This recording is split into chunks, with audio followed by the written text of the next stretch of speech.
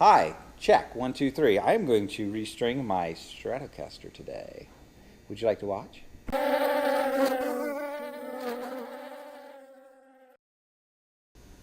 Hey guys, this is Trent with GuitarAnimal.com, and today I'm going to show you how to restring a Stratocaster guitar.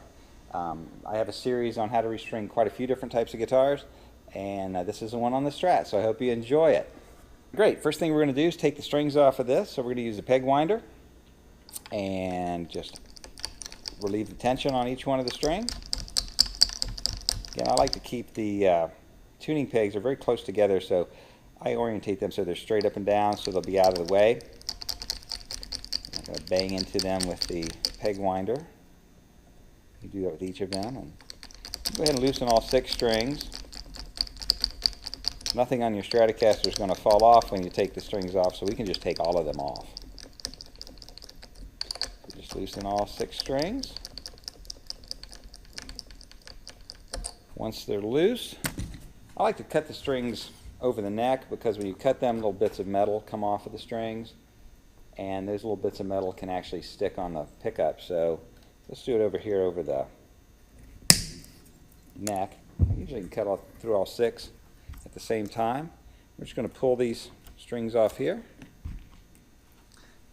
and discard them. Make sure you keep track of all of them, because they're sharp on the ends, so you don't want to have them laying on your floor. You can do a count on them. What I'm doing here is I'm pushing the strings through the back. I don't have back plate on this guitar. It makes it easier to change the strings. I recommend you take your back plate off, because most guitarists who play any amount of time do take that off just to kind of get it out of their way. Pull all 6 of them out at the same time and discard those. That's step 1, getting the strings off.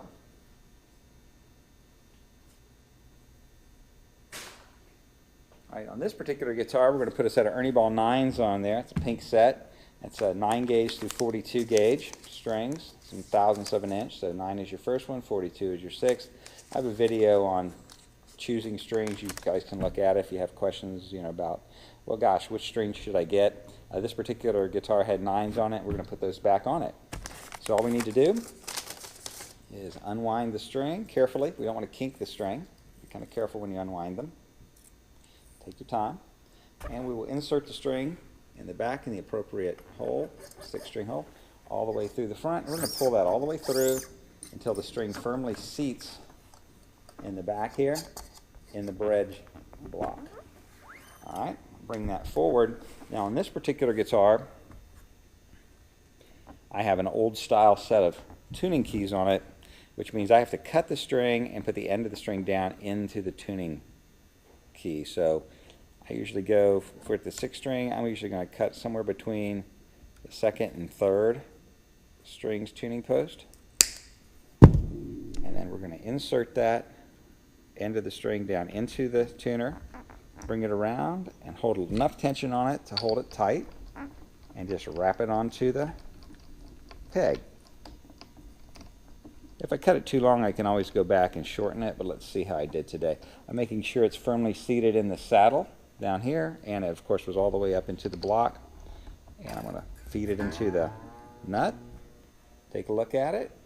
As long as that string has several windings here, 3 or 4 windings, and it's not rubbing the front of the ferrule there, the little metal piece. We can't see that part. All right, as long as it has 3 or 4 wraps and it's not rubbing the ferrule, which is the metal piece that's in the headstock, we're good. That's enough wraps. If you only had 1 or 2, you'd probably want to put a little bit more on there. If it was rubbing the face of that ferrule, you'd want to unwind it and take a little bit of string off.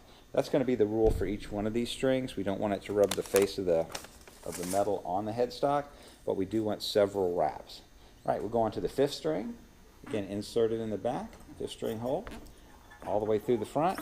Take it all the way through the guitar until it firmly seats. Bring it around. Again, on this guitar, this type tuner, I do have to cut a certain amount of string off ahead of time. Some tuners you don't have to do that with, and I'm sure before this series is over I will restring a guitar that has regular tuners on it just to show you that aspect. Not all guitars have this type tuners. This is an older style Stratocaster and has the vintage style tuner on it. All right, we just wind it up, make sure it's seated in the saddle, and again, straight up and down with the tuners so they're not in the way. We go to our 4th string. We're just going to basically do this 6 times in a row. The main difference is how much string length you need to leave to wrap onto the tuning peg. The thinner the string, the more windings you can put on it, and the thicker the string, you just don't have the space to put them on there. That many wraps. All right. On our 4th string or D string, center of the tuning peg, hold it taut. Got a little more length here on this one because it's a thinner string, so I can get more wraps on it. Looking to make sure that the string is centered on the saddle. Going to feed that string on, lay it into its nut slot, and looks good. Go on to string number 3. You can take your time doing this. I've restrung quite a few guitars, and so I'm going a little bit quick on this. But you guys can take your time. Give yourself a good half hour to complete this job. Main things you have to watch out for, you need to make sure that your string is firmly seated in the bridge block on a Strat. And if you do have to cut the string off before you wrap it, make sure that you leave yourself plenty of length. You can always go back and take more string off, but you can't add it. So make sure you don't cut it too short or you're headed back to the guitar shop for another set of strings. All right, right down the center, around the side, and wrap it on just like the other ones. Now these plain strings, the ones that are not wound, they tend to slip a little bit more, so you have to make sure and hold just a hair more tension on them as you're winding them so they don't slip. Make sure it's in the center of the saddle at the end. Check it out. Looks good. I'll show you the end of this headstock when I finish to show you how many wraps we want on each individual string. We're on to string number 2. On this particular set, it's an 11 gauge. In through the back, all the way through the block. Sometimes I will put all 6 strings through, but that's not always the best idea because you really have to be mindful to see if any of the strings fell out of the block and are maybe getting kinked or bent behind the guitar. So you can just do 1 string at a time is fine. Down through the center of the tuner and around. And again, when you get to these thinner strings, they really are a little bit harder to deal with. So it's probably best if you start with your wound strings, so you have a little bit more practice with it before you get to the thin strings. And we're also trying to wind a little bit more string length onto the tuning peg. The other thing I'm doing is I'm holding the string in a fashion that will allow this to coil around the tuning peg downward towards the face of the headstock, trying to make a coil or a spring type shape out of the end of the string. And we want to make sure they all coil down towards the face of the headstock, not up. All right, we've got 5. Looking for string number 6, which is actually the first string, because I started with the heavy ones. We go in through the back, all the way through,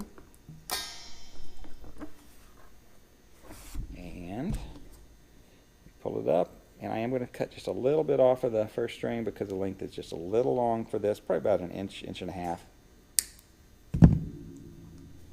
Again, keep track of all those cut ends so they don't end up on your floor or in somebody's feet. Quite painful. All right, wrap it around. Winding it on, looking to make sure it's in the center of the saddle. It is. Under the string tree here, I do feed the strings under the string tree, which I will show you that in detail in just a moment. So get my hands clear of this string. All right. So we're looking at the headstock. When it's finished, you should have about that kind of wraps on each one of the strings. And you can see we have quite a few wraps on the first 3 strings and less wraps as we get thicker. And then this is the string tree I was mentioning, and we want to make sure that we are underneath that string tree on each side. And other than that, we're just going to stretch these out and tune it. The way that you stretch them out, just grab them in the center, pull them up. If you're not really aware of how tight the strings are, you may want to tune a little bit just so you're not too tight. We're going to stretch these out a couple times through. we're going to grab our tuner, and on this particular guitar we're tuning it to standard pitch.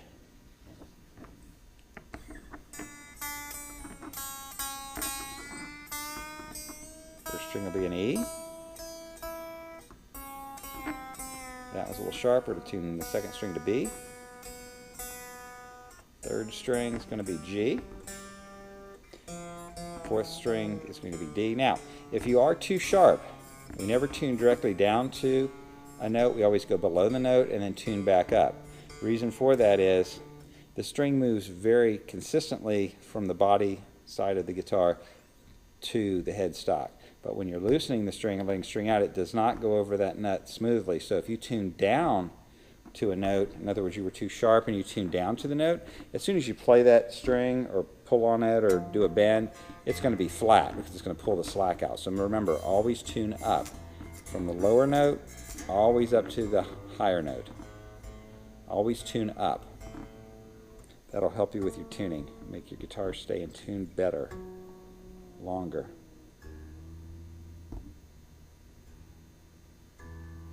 Alright, it's E. We'll go through them one more time.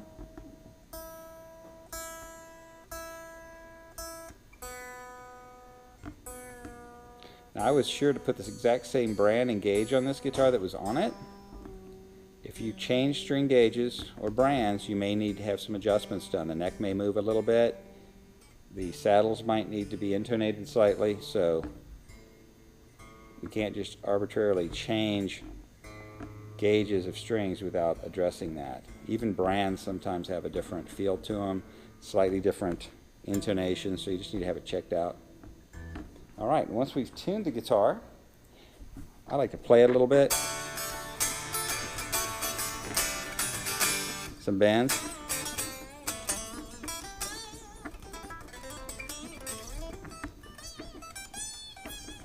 And then tune it back up, getting the stretch out of the string. You may need tuned a little more than normal for the next day or two because there are brand new strings on it. Great, that's how we restring a Stratocaster type guitar.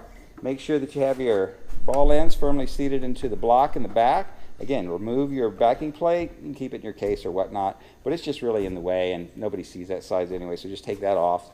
Makes it easier. Make sure that your strings are in the center of each one of the saddles and that you have plenty of wraps on the headstock end. Don't forget to stretch out the strings when you're done. Tune it, stretch them out, tune it. Do that 2 or 3 times and your guitar will stay in better tune for you. And don't forget to go underneath the string tree on the headstock. Hope you enjoyed this video. Again, if you have a different type guitar other than Stratocaster, I have videos on Les Pauls, on Telecasters. I'll have different types of guitars covered. So just look for those at guitaranimal.com. This is Trent. See you next time.